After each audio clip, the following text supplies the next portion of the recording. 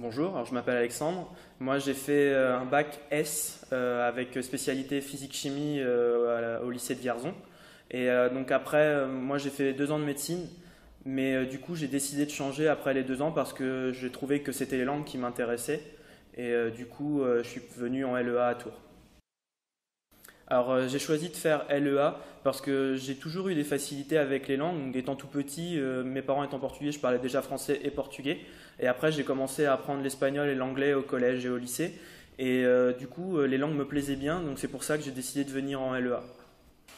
Alors j'ai choisi Tours parce que ce qui me plaisait bien à Tours, c'était le fait qu'on puisse faire plusieurs stages ou séjours en université, en L3, en M1, voire en M2 si on continue le master ici à Tours.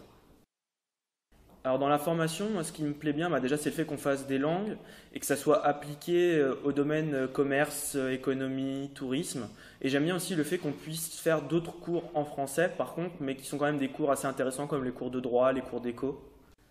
Alors pendant ma L3, je suis parti à Londres pendant un an et pour mon M1, je suis parti en Argentine, dans la ville de La Plata à côté de Buenos Aires. Alors, ce qui m'a plu pour Londres déjà, c'était le fait de pouvoir partir un an complet à la fac.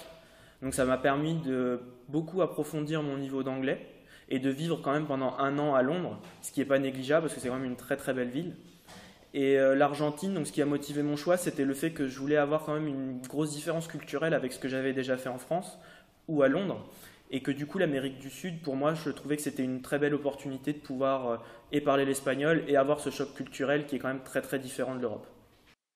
Donc alors pour financer mon voyage, j'ai touché plusieurs aides. Donc à Londres, j'ai touché Erasmus, la bourse FME et la bourse AMI qui sont des aides de la ville de la fac de Tours.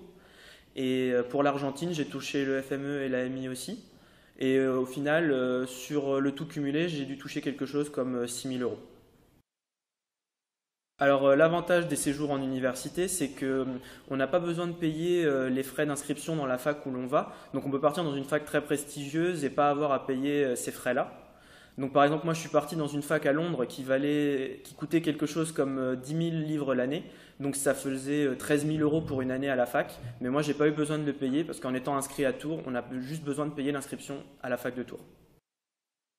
Donc alors en L3, j'ai choisi des cours qui étaient plus basés sur les matières d'application qu'on avait à Tours.